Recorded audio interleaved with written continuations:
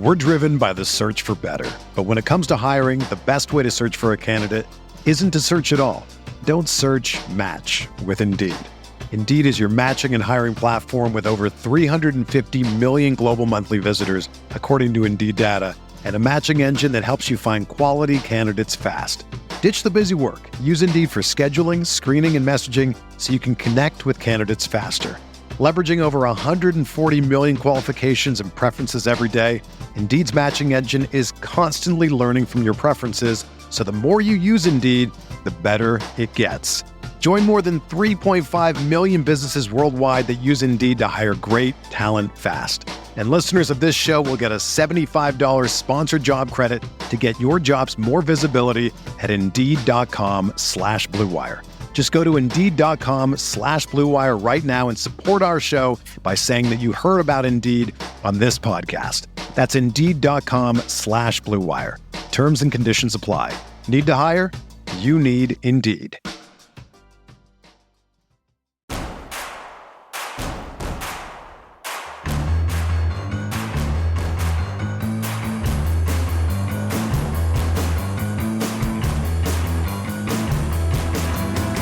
From your favorite source for Chicago White Sox talk, delivering news, interviews, analysis, and more.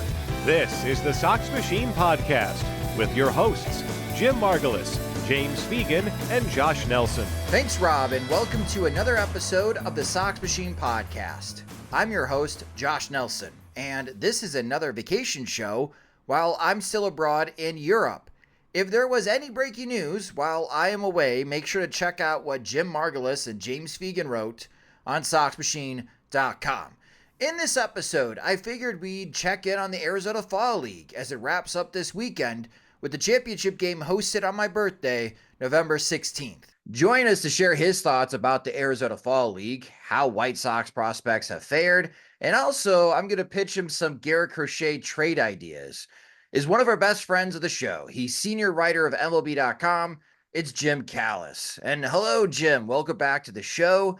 And it's a fun time for you with the Arizona Fall League before things really slow down for the winter. No, it is. It is. I always say it's one of my favorite things to cover every year. Like my two favorite events, I always say are the College World Series and Arizona Fall League. And now that the baseball calendar has kind of shifted post-pandemic, with Draft Combine, I haven't been to the College World Series since 2019. So I guess the Fall League is my favorite thing that I get to cover every year. And I usually, and I'm doing it again this year, go the first week and the last week. So I got to see everybody the first week of the season, and I get to go back for the Fall Stars game and the championship game.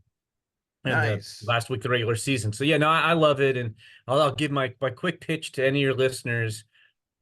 I think it's the most underrated event in baseball. It's essentially all the best things about spring training and none of the worst things. Like you get to see a lot of good prospects playing. You aren't paying spring training ticket prices. You aren't paying spring training parking prices. You aren't paying spring training hotel prices, which is a big thing.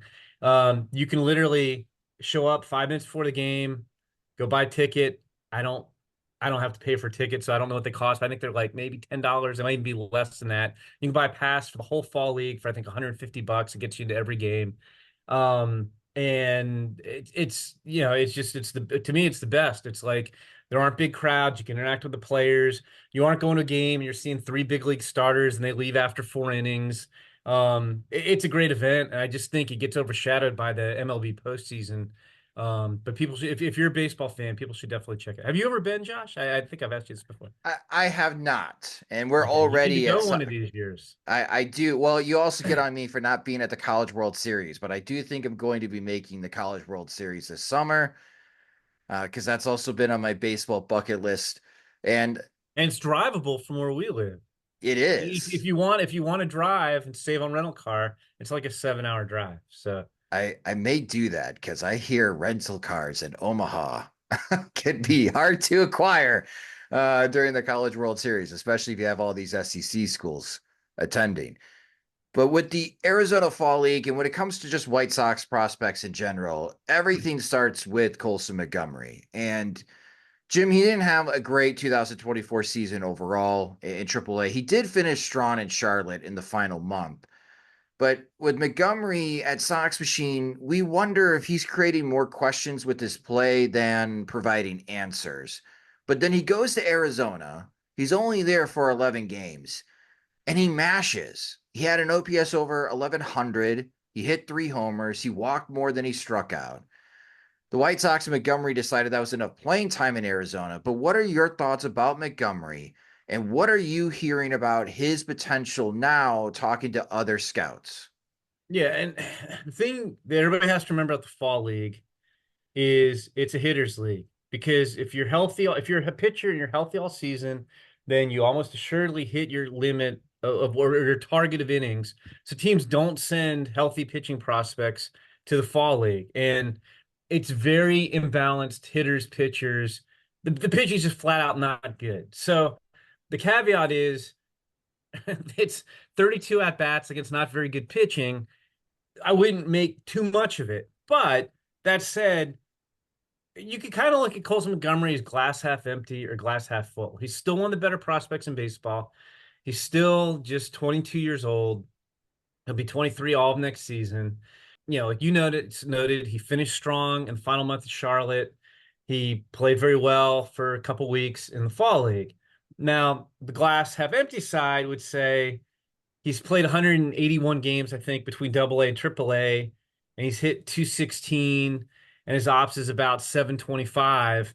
And Charlotte in particular is a bandbox, and he hit 214 there with 18 homers. But, like you said, he did walk more than he struck out. Everything you'd want to see from him in the fall league, you saw in the fall league for the 2 or 3 weeks he was there. He's a little bit of a conundrum. I mean, scouts still like him.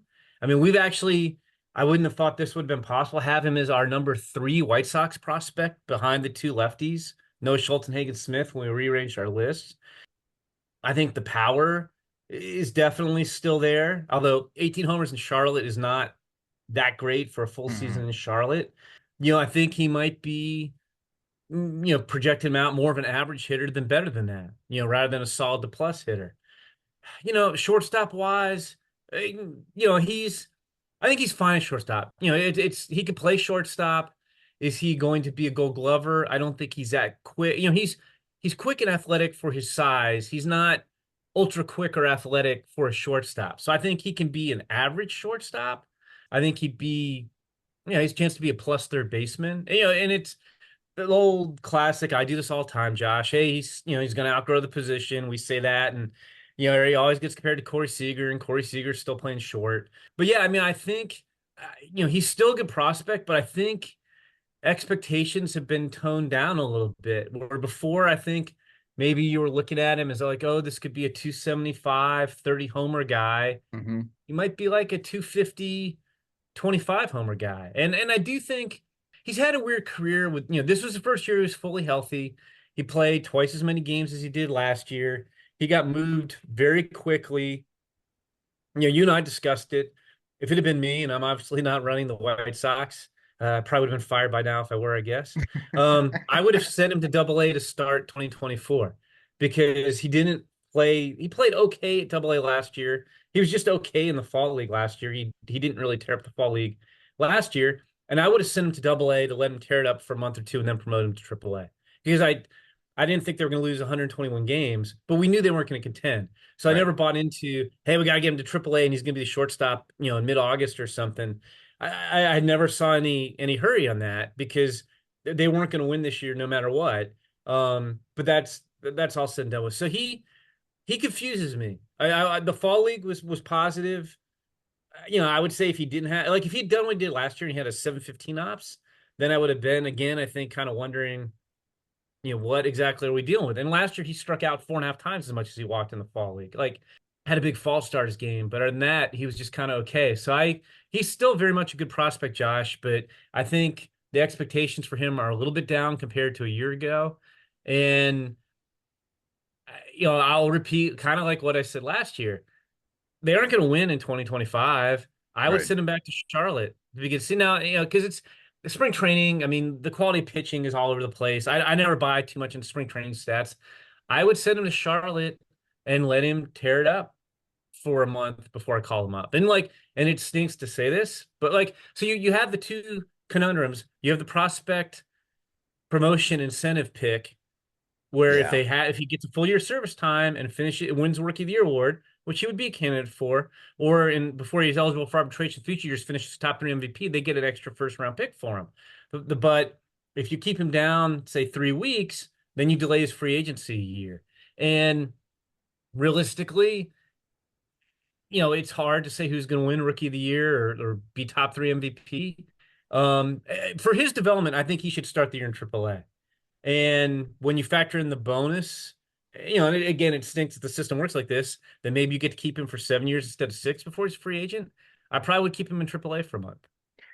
Yeah, But what about you? What would you do with him if you were in charge?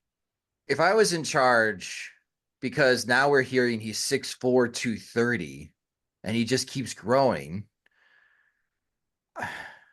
I mean, he played third base in the Arizona Fall League, but you also have Brian Ramos, and you got to figure out what in the world you're doing with Miguel Vargas moving forward. Yeah.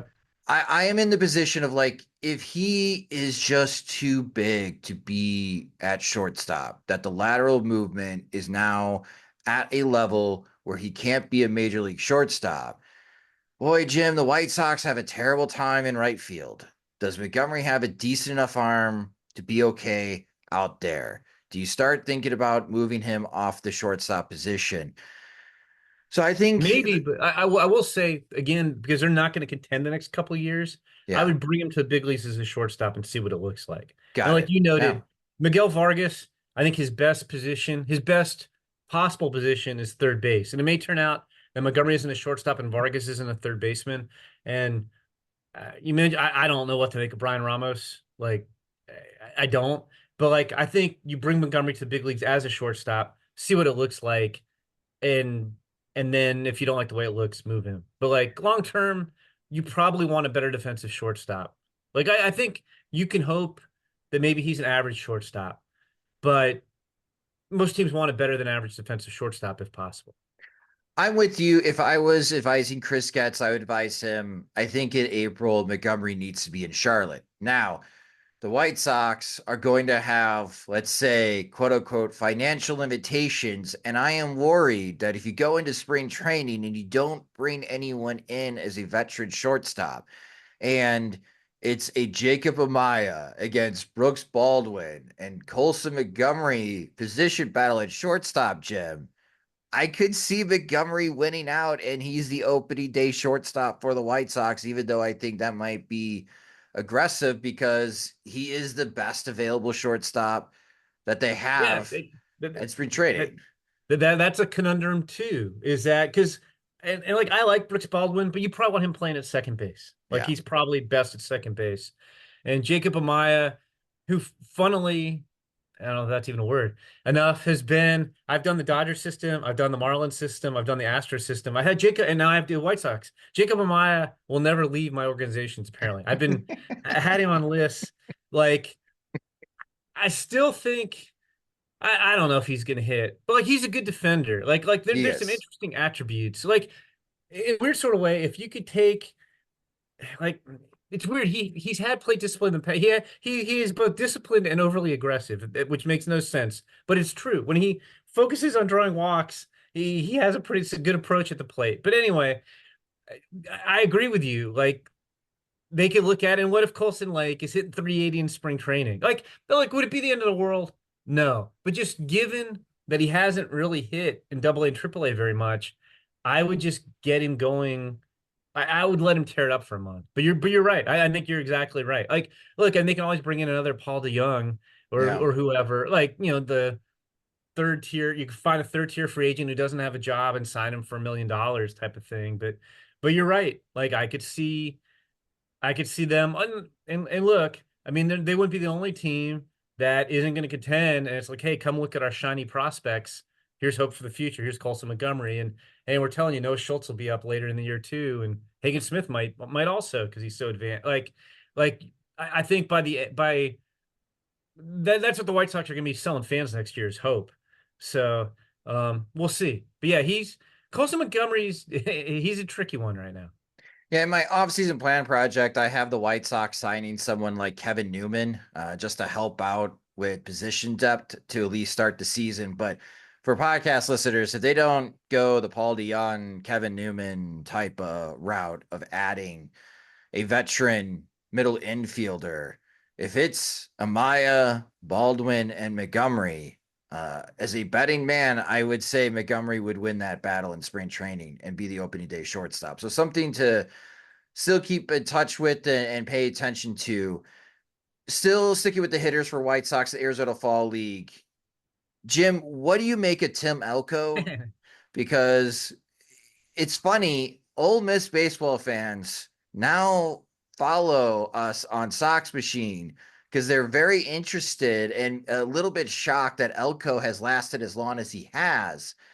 And there is this whole situation about Andrew Vaughn getting more expensive, Gavin Sheets now entering arbitration, and both of them haven't lived up to expectations. And for Sox Machine readers and listeners, they are very undecided that if they want either of them to be the starting first baseman, and you have some White Sox fans clamoring for Elko to get a shot in the major leagues. What do you make of Elko and his potential?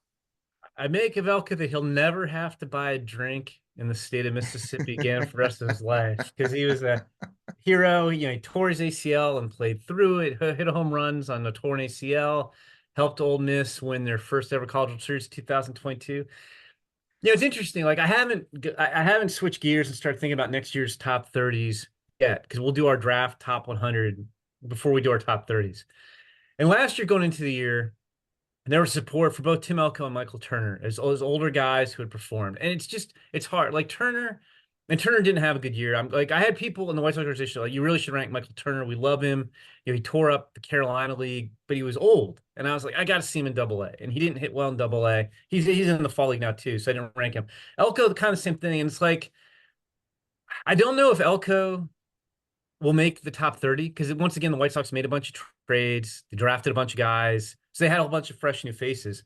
He's going to be 26 next year. He's played 48 games above Double-A. He had 18 homers this year, which isn't, I mean, it's not bad, but it's not great for a 25-year-old first base. It's not like he went out and hit 35 homers and you're like, okay, I do think given the state of the White Sox, he probably will get a shot, which is good for Tim Elko. It's just, but next year he's going to be 26. He did get to Charlotte at the end of the year. Hit okay. He slugged 472, which isn't great for Charlotte. He hit 289 there. He's kind of a one-tool guy. Like he hits some home runs. He strikes out a lot. He doesn't walk a ton. He's hit for average, but like this year, I'm doing the math. I mean, he had almost a 30% K rate. Like, how's that going to translate in the big leagues? Yeah. Realistically, he's probably, I mean, it's not a great profile. The right 26-year-old, he'll be 26 in December. Right 26-year-old first baseman. That's not a profile people want to see as a prospect. If he was a left-handed hitter, you'd feel better about it.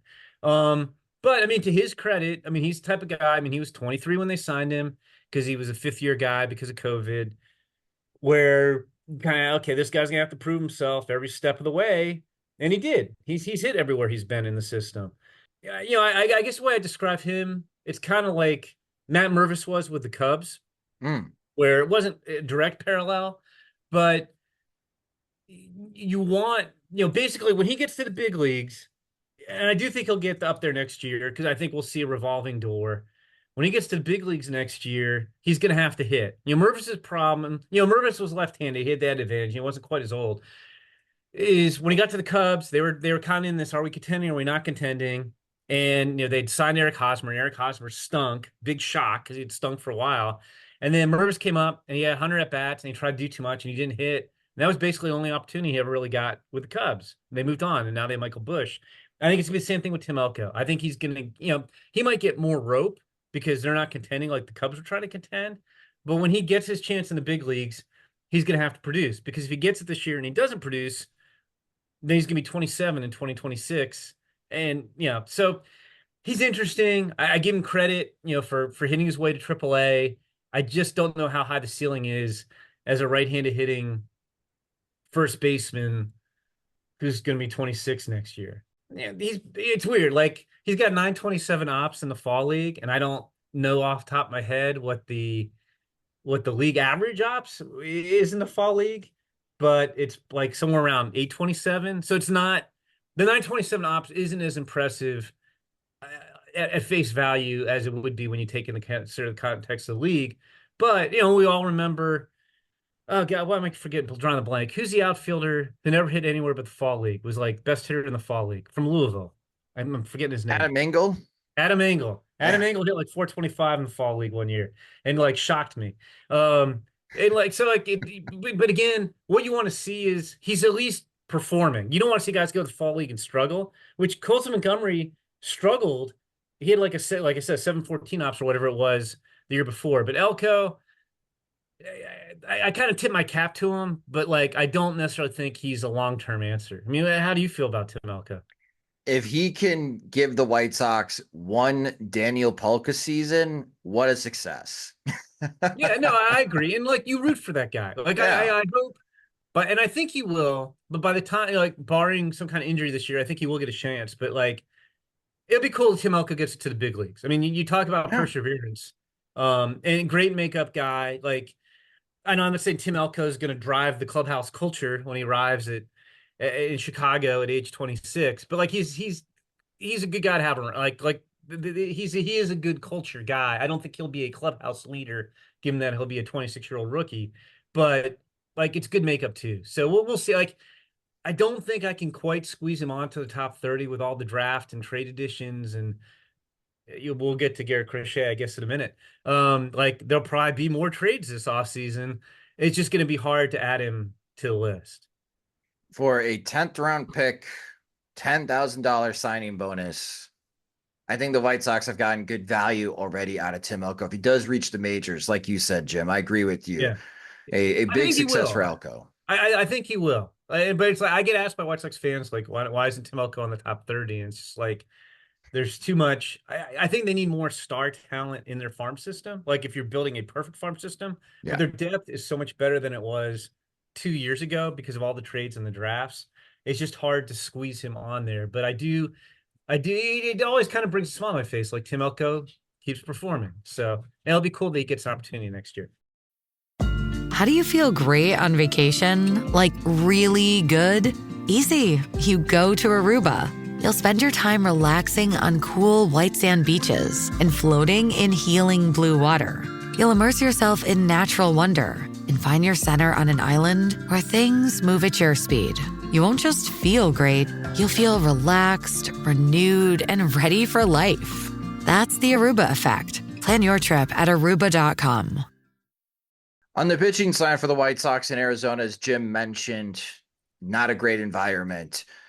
The results have not been pretty as we are recording this segment. There is some hype and some mystique around Grant Taylor, Jim. And on your guys' top 30 White Sox prospect list, he's number 6 on that list. What's to like about Taylor, and what is his future role? Is he another starting pitching prospect for White Sox fans to follow in 2025, or is he someone that could rocket through the farm system as a reliever? Well, I think he could rocket through the system as a reliever, but I don't know why the White Sox would care about that. Like you don't need a reliever for 2025 or 20. It's not like he's the final piece and he's going to get you the playoffs. Like he does fascinate me. He's been getting rocked. I mean, and it's funny. So first week, I'm very excited to see Grant Taylor because I'm probably people don't work for the White Sox. I'm as bullish on Grant Taylor as anyone. I will offer my disclaimer I always offer. No, he was not better than Paul Skeens in the fall of 2022. People try to say that, and he was not. Paul Skeens was so spectacular that we ranked him number 4 in our preseason top 100. But Grant Taylor looked like a first-round pick. But you'll get people say, oh, he looked better than Paul Skeens. No, he did not look better than Paul Skeens in the fall LSU. He did look great.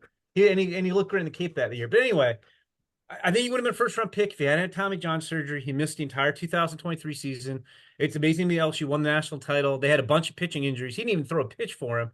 But at one point, if Jacob Mizorowski hadn't signed with the Brewers, and Mizorowski might be a reliever long-term, but has as good a stuff as probably anybody in the minors, their weekend rotation was supposed to be Skeens, Mizorowski, Taylor, because Oh Mizorowski my was gosh. also going to LSU. Yeah. And like, I can't imagine what that would have been like. You face Paul Skeens on Friday, you're like, oh, at least we don't have to see that again. And then you get Mizorowski on Saturday and Taylor on Sunday. Anyway, first week of the season, I'm there, Grant Taylor, I'm at Glendale.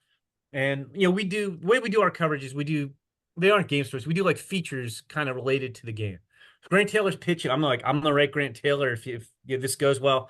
First inning, Grant Taylor's sitting 98, 99, strikes out the side, maybe gave up a hit. I don't remember. But it strikes out the side, 94-mile-an-hour cutter, couple 98, 99-mile-an-hour fastball. Looks great.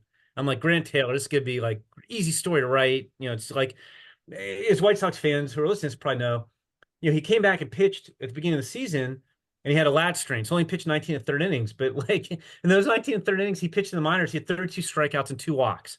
So my first inning, he looks great. Now, the thing on Grant Taylor that he needs innings, is the fastball, the cutter, and the slider are just tremendous pitches. Curveball is inconsistent, and he doesn't really throw a changeup. Well, I'm going to get the chronology wrong a little bit, but in the second inning, he comes out and he's trying to work on the other pitches, and he gives up, I can't remember the exact order, a double on the curveball, home run on the changeup, or maybe it was vice versa. He struck out a guy on a 94-mile-an-hour cutter again. Then he walks a couple guys, and it's like, I think the bases were loaded, or first and third. Guy chops a grounder down the third baseline. He fields it. He's got the runner. He's looking at the runner. Like, he's got him. All you have to do is like go towards the runner and tag him out. And he freezes the runner, and he looks at him, and then he turns and throws the ball in the right field. And everybody's like, what did he just do? Like there's no reason to throw the ball. And it was a horrible throw. And then he walked another guy, and that was it. So I did not write about Grant Taylor that day. From what I've heard, I haven't followed the starts as closely as the day I was there. I think the stuff has been pretty good. It's just, I think part of the fall league is you're working on secondary pitches, and his curveball and changeup aren't as good, and he's battled the strike zone, but the arm talent is definitely there. He just needs innings. And even if they were going to make him reliever, which let's say he doesn't develop the secondary pitches and the control doesn't improve, I do think he could be a closer type reliever. He needs innings, so he will start for at least the next couple of years, or at least the next year. Again, I can't imagine a scenario where going in 26, they'd say, oh, let's make him a reliever now. But he will just get innings. He needs to work on the secondary pitches. But he looked really good for a guy who gave up 5 runs an inning and 2/3, which is what I saw. He looked really good. He just, the secondary pitch, he might be one of those guys. Like, I know I wrote in my report, like, he was used as a reliever as a sophomore at LSU, and then he pitched as a starter on the Cape. And I think he threw 52. Here, I found the stat. 52 innings in 2022. He threw 4 changeups total. 4. So he doesn't really have a changeup. And he might just be one of these guys who doesn't throw a changeup and just goes, I used to be of the mind that you needed 3 pitches to start, that old thing. And I think we've seen recently teams are telling guys, throw your best pitches more often. And maybe he's a fastball, slider, cutter guy, and the curveball is like his off-speed pitch that he throws 10% of the time. But it's a really good arm. My takeaway from the fall league on him is I would just be happy he's getting innings and is holding up. But yeah, the numbers aren't pretty. I still, like I said, he looked really good. I'm glad he's still there. He's one of the guys I'm really looking forward to seeing when I go back for the final week. For the entire Arizona Fall League, and out of all the prospects, who has impressed you around the Fall League the most, or I guess who's generating the most buzz from their performance? Well, I think the most buzz of anybody would be Andrew Painter of the Phillies, who was best pitching prospect in baseball. He hurt his elbow in the spring of 23. They tried to rehab. It didn't work. He had time, so he hadn't pitched in 2 years. And I saw his first start where his command wasn't quite as sharp, but his stuff was really good. I mean, he was throwing 98, 99, hit a few hundreds. Slider looked good. His command was all like fastball command hasn't been as sharp, and his fastball's gotten hit a little bit. But his last outing, Jonathan Mayo was just at, I think he had all 4 pitches working. He's throwing strikes. All 4 pitches look like they have a chance to be at least plus. So I think especially because we hadn't seen him in so long, he's been really impressive. See, he's probably generated the most buzz. The guy who's having the best year in the league overall is probably Josue Bracino of the Tigers, who your listeners won't know much about. He had a knee injury, didn't play much. I saw him hit 3 homers. He homered off Painter in Painter's first start, and he had 3 homer game, which is like the 5th 3 homer game in the last 20 years in the fall league. He's had the best year. Kemp Alderman was really playing great when I was out there. He's an outfielder in the Marlins system who played at Ole Miss with Tim Elko, and he had tremendous raw power. And he hit 5 home runs in 4 games the first week when I was there. And he actually was getting married. He got married last weekend. And obviously you and I are both married. It wasn't like he proposed to his now wife. Yeah. Like in September, like that had been planned for a while when he found out he was going to the fall league. But he told me, I talked to him about this. The only things he did is he didn't do a bachelor party, and they actually went on their honeymoon to Antigua, but they cut it one day short. I believe he may be flying back to Arizona today with his wife, and he's going to play the last 2 weeks. But the first week of the season, he was playing great. He's been pretty impressive. Moises Ballesteros with the Cubs has hit for average and power. He's been really impressive. There's a lot of offensive players having good years. And Robert Hassel has rebounded. You mentioned Colson Montgomery, his ops was up 400 points from last year, small sample sizes. But there's a lot of hitters, a lot of hitters going off in the league. Nico Cavadas, who's kind of a Tim Elko journeyman first base type, has the best ops in the league, and he's got 6 homers. There's a guy named Otto Kemp in the Philly system he's something, but he's not a top prospect. He's been ripping the cover off the ball. There have been a lot of guys tearing it up. Zaire Hope has slumped since I was there. He's in the Dodgers system, but I saw him hit a 470-foot home run, and I saw him crash into center field, take extra bases away from somebody. He's on that Glendale team with all those White Sox guys. So there's been a lot of guys, and I'll throw in another plug. If White Sox fans are going through withdrawal, not that the White Sox were in the playoffs, but now that the World Series is over, all the fall league games are streamed on MLB.com. So if you want to watch these guys in action, you can. They're all streamed live on MLB.com. So, you want to be a marketer. It's easy. You just have to score a ton of leads and figure out a way to turn them all into customers. Plus, manage a dozen channels, write a million blogs, and launch 100 campaigns all at once. When that's done, simply make your socials go viral and bring in record profits. No sweat. Okay, fine. It's a lot of sweat. But with HubSpot's AI-powered marketing tools, launching benchmark-breaking campaigns is easier than ever. Get started at HubSpot.com/marketers. Well, outside the Arizona Fall League, and you can check out the White Sox top 30 prospect list on MLB.com. The most interesting White Sox prospect to me going into 2025, Jim, is George Wolkow from Downers Grove. I don't know what to make of him because I don't either. White Sox scouts they told James Fegan, listen, we're never going to be able to sign Aaron Judge, so we need to develop Aaron Judge, and maybe, just maybe, George Wolkow could be our Aaron Judge because he is a massive human being. That's an admirable goal. You want to try to develop Aaron Judges. It's good plan. Yes. No, I mean, I heard that comp. I heard that comp when he was at Downers Grove North, but from the standpoint of not, hey, this kid's going to be Aaron Judge, because it's, I'm not a big fan of comps. Comps started before everybody had phones and video, and you're trying to paint a picture back to the front office. This is what the guy looks like. But I did have people say, you can kind of look at George Wolkow and say, this could be what Aaron Judge looked like as a high school junior. Wolkow reclassified. So the year that the White Sox drafted him in 23, he would have been a junior in high school. So this should have been his senior year in high school. And instead, he had kind of an odd year. There's no other way to really put it. He played 91 games. He had 13 homers as an 18-year-old. That's very, very impressive. And he hit 11 of those homers in single A. So it wasn't like he tore up rookie ball and they had a cameo in single A. He also struck out almost 40% of the time. Now, the strikeout rate did go down over the course of the year. And it's again, it's one of these kind of glass half empty, glass half full. I mean, he's 6'7", he's 240. He's he's reasonably athletic. I don't think he's ever going to be like a center fielder, and I'm not saying he's going to be Aaron Judge. Judge plays center field, but he's reasonably athletic for a guy that big. He's not just a big slug who's lurching around and you're like, oh, what are we going to do with this guy? It's 80 raw power. He's still growing. When you're that big, your swing is going to be naturally long. He drew some walks. It's hard to say until it gets to a little higher levels from single A. Are those walks because he had discipline, or are those walks because people are like, oh, we don't want to challenge this guy, Mm-hmm. So, but he's something. Like, I think you can make an argument if you wanted to.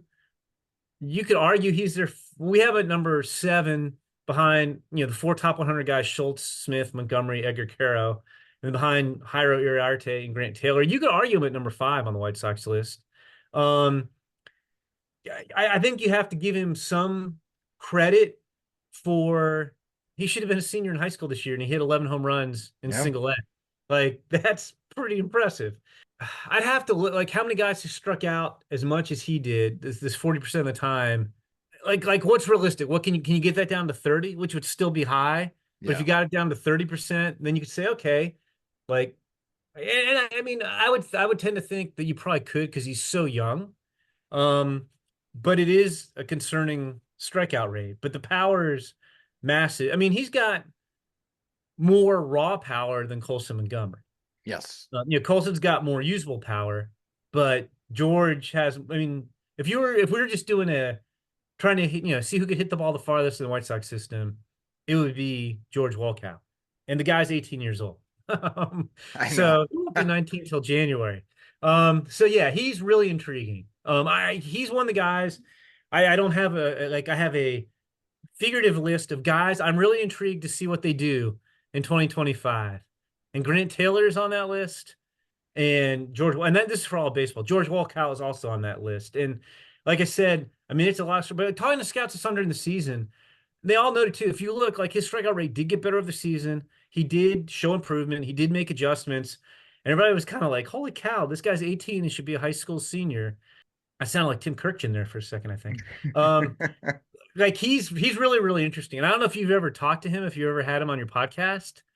He very mature for an 18-year-old kid. Like, I've run into him twice. I ran into the draft combine, and I ran into him in the ill-fated spring breakout game that got rained out. Yeah. And he came up, introduced himself to me both times, appreciated everything I've written about him. And I'm not saying like, oh, he kissed the ring, I love George Wolkow, but just like for 18 years old, when I met him, I guess he was 17 at the combine.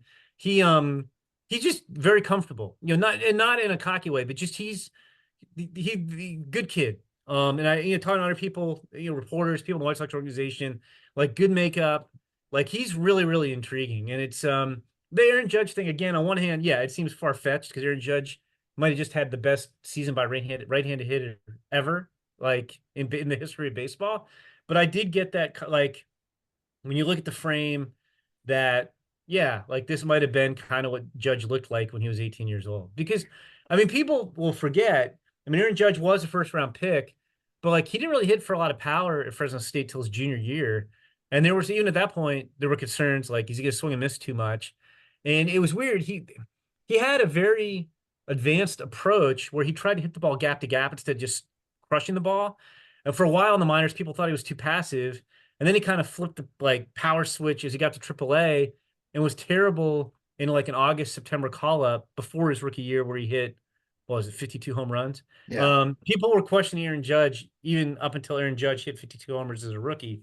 He didn't strike out 40% of the time, but again, if Aaron Judge had been in the minors as a high school senior, he might have struck out 40% of the time. So it's not, I wouldn't say that's like, I wouldn't expect him to become Aaron Judge, but people like kind of look at him and say, it's kind of what Aaron Judge looked like when he was 18.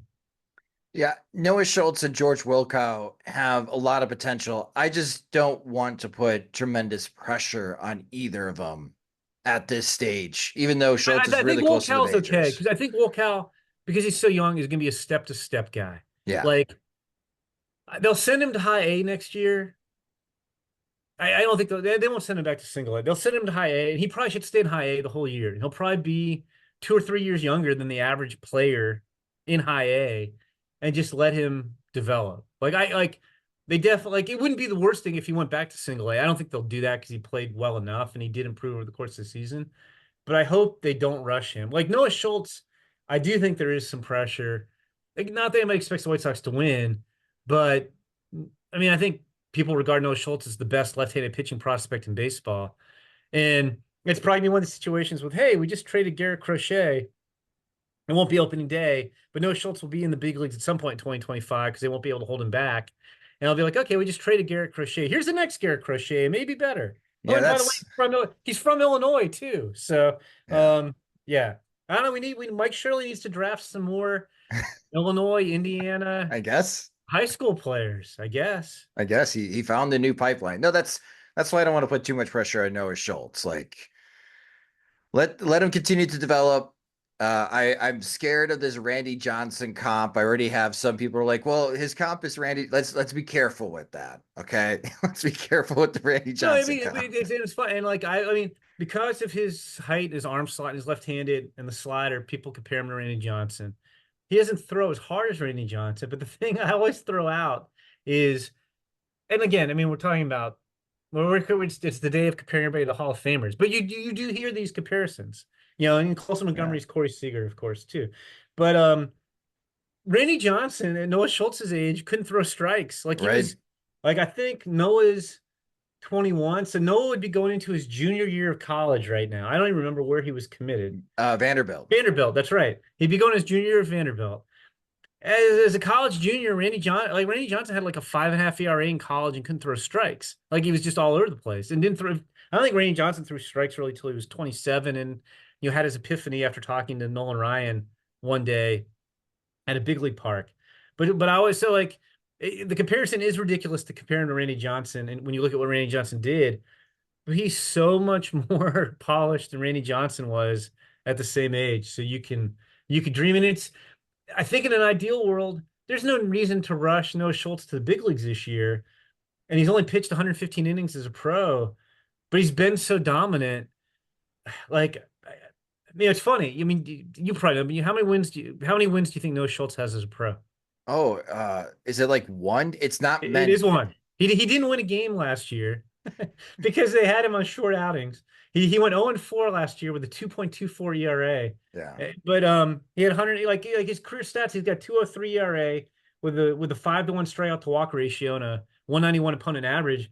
He's so dominant that you aren't going to be able to hold him back. So my guess is he starts here in AAA, and we'll see him. I think he's going to tear it up, and we'll see him at midseason at some point. Well, to end this segment, let's talk about Garrett Crochet, which we are very confident, White Sox fans, that Crochet is getting traded this offseason. And these are the top 5 landing spots when you look at the top 100 prospect list on MLB.com, Jim, for Crochet, teams that I think that have the types of players to get a deal done. The Dodgers, of course, the Phillies have 4 top 100 prospects. The Orioles have 2 top 100 prospects, but both of them are in the top 15. And they have guys who are graduate off the list who are kind of blocked right now because they have an abundance of big leaguers. And there's a little doubt that Corbin Burns is coming back to Baltimore.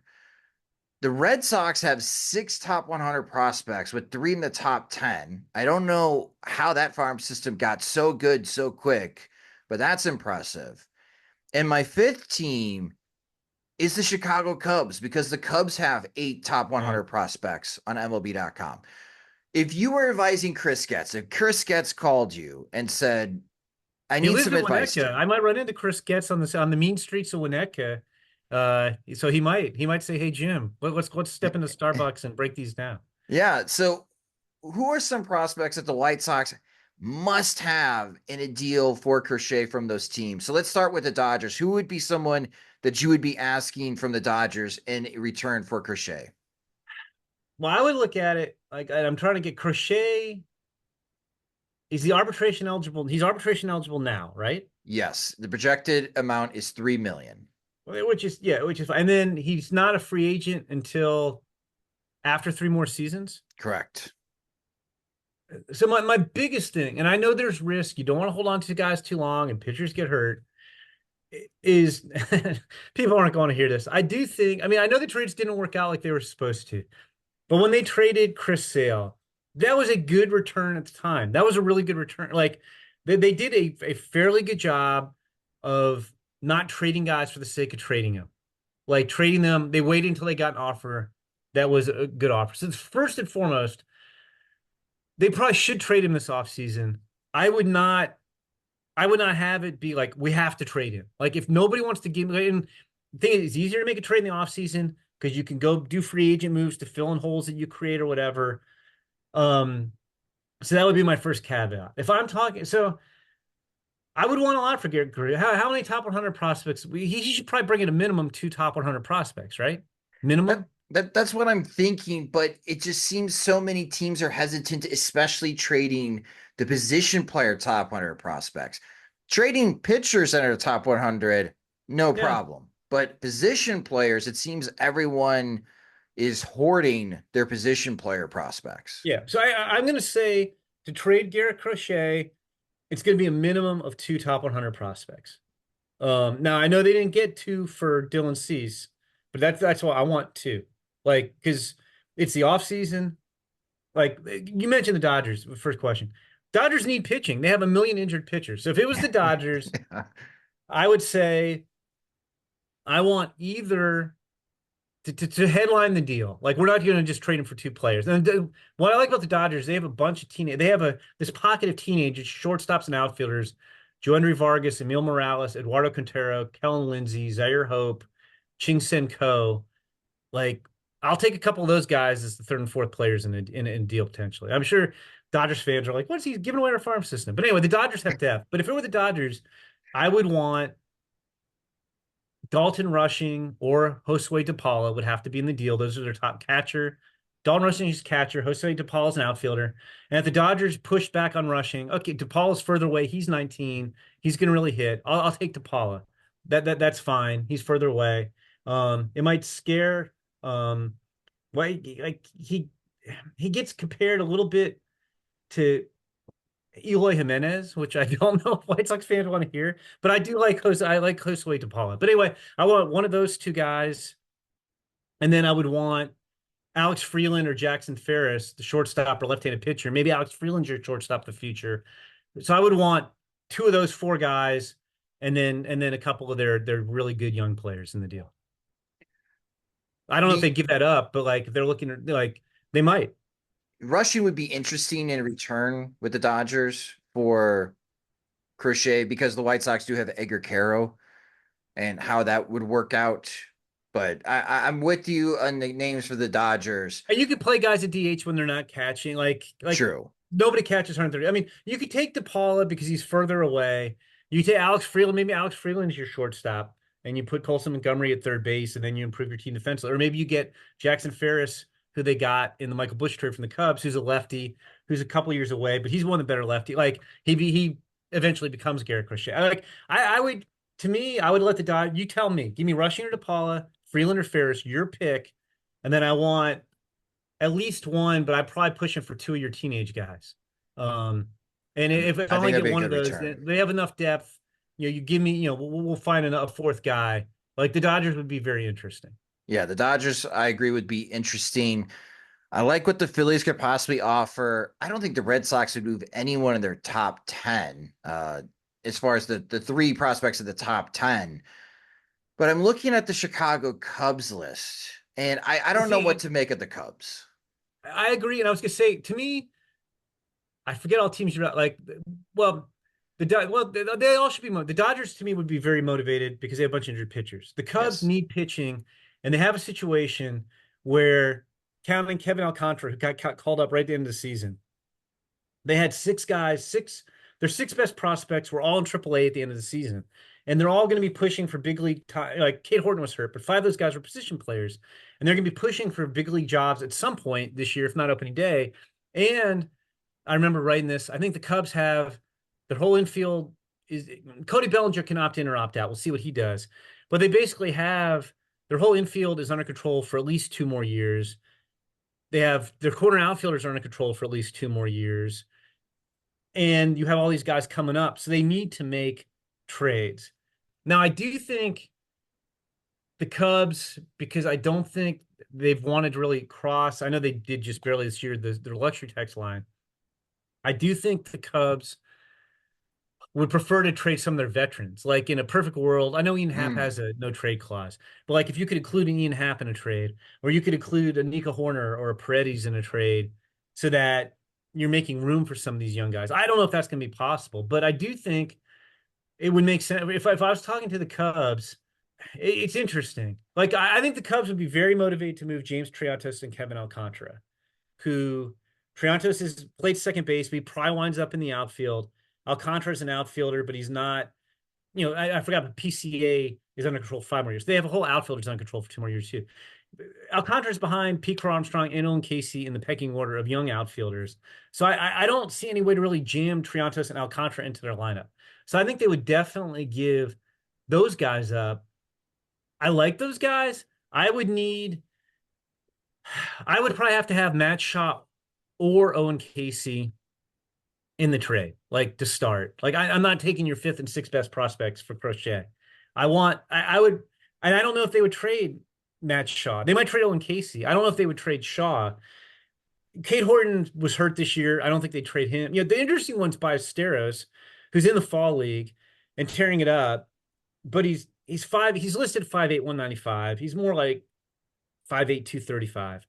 And there's questions as to whether he can catch. And so it's either like the best case scenario is he's Alejandro Kirk, because he can really hit. I think he could hit 300 with 20 home runs. He can really, really hit, but he's just an okay catcher right now. And his bat's ready pretty much. His receiving isn't. So like that's a development quandary too.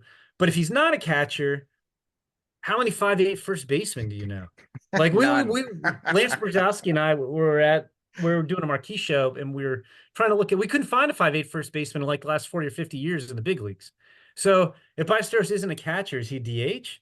Now he can really hit, but like, do you want a 21-year-old guy being a DH? So if it were the Cubs, I'd probably want Matt Shaw and Owen Casey, and I don't know if they do that. We could maybe do Matt Shaw, Triantos, and then maybe I'm trying to get Jefferson Rojas, who's 19, and we'll do that, try to do that. Like the problem with the Cubs system is their system drops off really quickly too. Okay. After the 8 top 100 guys, they have an international guy they signed last year who's at number 9, and then number 10 is like up in the air. So for the Cubs, you pretty much have to get their best guy. Like it's not like the Dodgers where you've got like their 15 best prospects, a super interesting guy. Like it's not the same depth. The Cubs are a very top heavy system right now. And then for the Red Sox, I should say they have 4 top 25 prospects: Roman Anthony, Marcelo Mayer, Christian Campbell, and Kyle Teal is the 25th ranked prospect. And there's some pressure on the Red Sox to win this upcoming season. Do you foresee them moving any of those 4 guys in a trade this offseason, Jim?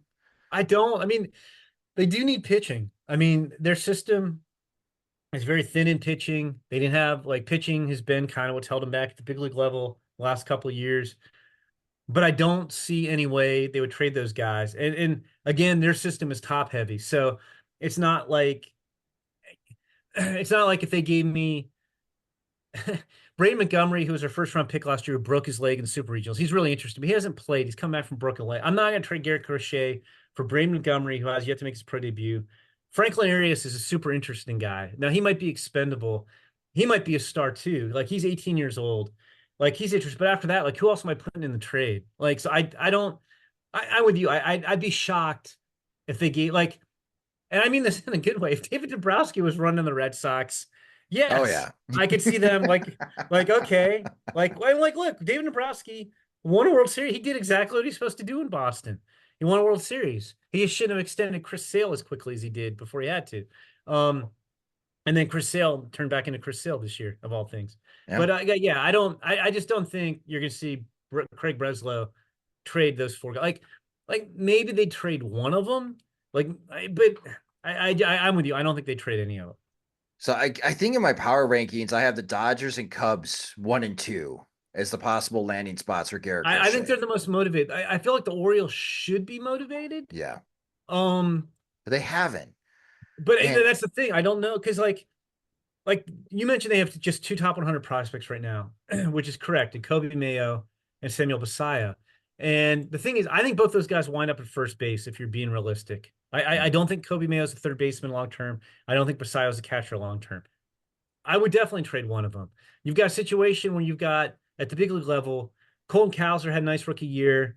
Heston Kjerstad right now has no place to play. Like you could trade a Heston Kjerstad. Like they have veterans they would trade too. Kjerstad would be the White Sox starting right fielder in Yeah, like 2025. that would like so I could see you could do Kjerstad, you could do Mayo or Basallo. Like, is that enough? Like, because again, the Orioles have some interesting guys, but I don't know that they have. It's again, it's more of a top heavy system. They've graduated guys. I'm not. The next two guys on their list are first round pick outfielders the last 2 years out of college. Enrique Bradfield and Vance Honeycutt. I'm not. I don't like those guys as much as other people do. I think Enrique Bradfield can run. I Yes. question the impact. I think Vance Honeycutt has tremendous. He might have the best tools of any college player in draft last year. He swings and misses a lot. Like I guess I would take one of those guys as like the third or fourth player in the deal. But I guess the other thing I would probably try to do, I guess when I was talking to the Orioles, I might want more than this. But if you gave me Mayo or Basallo, you gave me Kjerstad, you gave me Jordan Westberg because they got Holiday and Henderson. Like, and I know one of those guys could play third, but give me Jordan Westberg, and then I don't know, maybe you gave me Honeycutt or Bradfield. I don't know if the Orioles would do that. Like maybe they wouldn't give you Westberg, but like maybe if you gave me Mayo Basallo, Kjerstad, Honeycutt, or Bradfield, and I found a fourth guy. Maybe somebody like I tried to steal Patrick Riley, and Patrick Riley looked really good after they got him in a trade. But yeah, it's just the Orioles haven't been aggressive. I do think Dodgers Cubs make the most sense. Who was your 15? I had the Phillies because of Yeah, I would never Dombrowski. rule. Yeah, I would never rule them out. And like they've got, well, the thing is they have a bunch of young dudes. Like I really like Aiden Miller. He's only 20. Yeah. He's probably at least a year away. Justin Crawford could be up next year. I like him more than Ricky Bradfield. He's Carl Crawford's son. I question his impact a little bit, but he's hit. I mean, he's a career 316 hitter in the minors. He can really run. Starlin Caba is a tremendous fielding shortstop who's 18, who got the A ball. Eduardo Tate's a really interesting catcher who's 18. So like outside Justin Crawford, none of those guys are going to help the Phillies at all in 2025. So if they give me, man, I'd want Justin Crawford in that trade, but they'd give me Miller, Crawford. I don't think you get Miller, Crawford, Caba, and Tate, but that might be there. And I know I like their first round pick from this year, Dante Nori, who's Michigan. Yeah. Mike Shirley loves him because he's a Great Lakes kid. Has to love him. Dante Nori, got banged on because he was older. He's one of the older high school players in the draft, which I think is a little overrated, but he's got really good tools. So like maybe they wanted to keep Eduardo Tate and give me Dante Nori. It'd be interesting. How would you feel if they traded Garrett Crochet for Aiden Miller, Starlin Caba, Eduardo Tate, and Dante Nori? All these super young guys. Would you feel like that was enough, or would you be a little like, I'm not sure? Well, I think at this stage, knowing that the 2025 season is not going to be better, if you acquired these guys and they give you a better shot at 2026 and 2027, I would feel better because a lot of these are position players. Like the White Sox need better position player prospects, period. And that's why the Dodgers are enticing. The Cubs are enticing. Even to your point as well, the Orioles are very enticing as well. The Phillies may not provide as much immediate impact. We may not see these guys in 2025. But I think it would definitely help the White Sox create a path forward in 2026 and beyond. Especially if you did acquire some like Aiden Miller, because then Colson Montgomery can seriously be challenged, and White Sox fans don't have to sweat. They could have either or be your future. I don't think Aiden Miller's a shortstop though. Okay, like he's played shortstop his whole career, which has surprised me. I think he's more of a third big. It's just I'm trying to wrap my head around, like, if I'm Chris Getz, would I make the trade if I didn't get Miller and Crawford? Because the other guys are very, very young. Yeah. But I still might. I really like Aiden Miller. But yeah, it'll be interesting to see what they do. Because I'm with you, like they have like it's hard to imagine Garrett Crochet's market value being higher than it is right now. Yeah.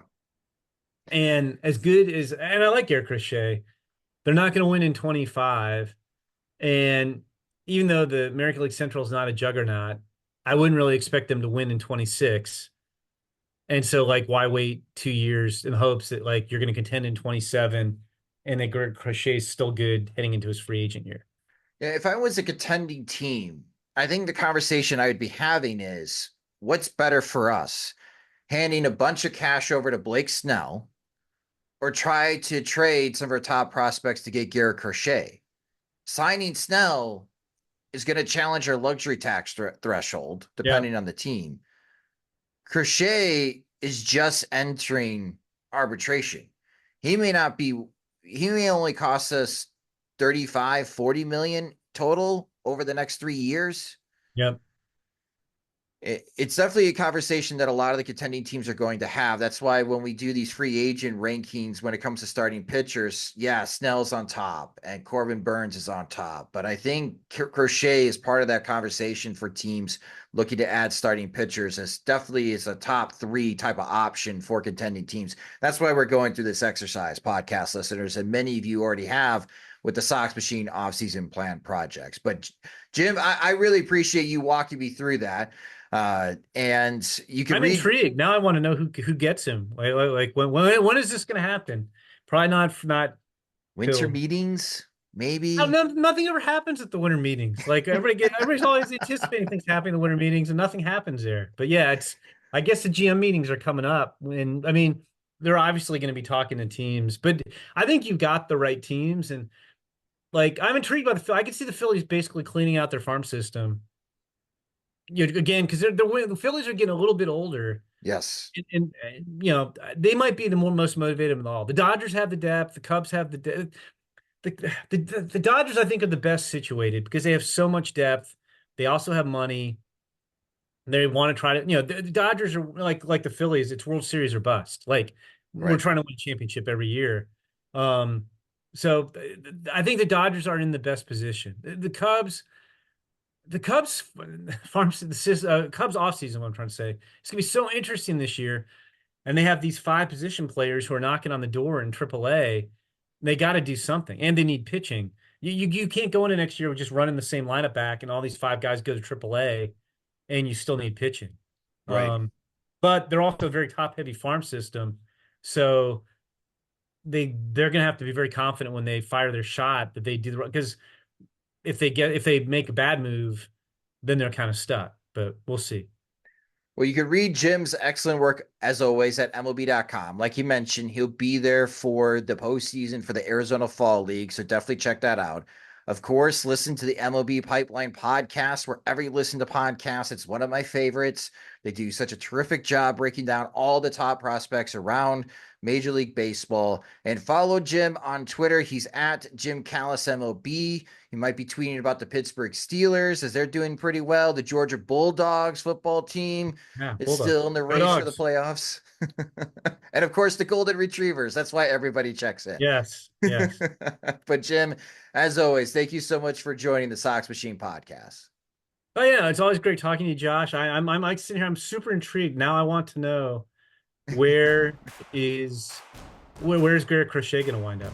That will do it for this episode of the Sox Machine podcast. Thank you guys so much for listening. If you just discovered the Sox Machine podcast, you can subscribe to the show wherever you listen to podcasts, such as Spotify and Apple Music. You can also watch the show on our YouTube channel at youtube.com/Sox Machine. Follow us on social media. We're on all the platforms at Sox Machine. You can follow our beat reporter, James Fegan, at JR Fegan. You can follow me at SoxMachine_Josh. If you enjoy our work at Sox Machine and would like to help support us and gain full access to all of our coverage of the Chicago White Sox, sign up at patreon.com/Sox Machine. The Sox Machine Podcast is a production of SoxMachine.com, your home for all things Chicago White Sox baseball and part of the Blue Wire Podcast Network. I'm Josh Nelson. Thanks for listening and watching.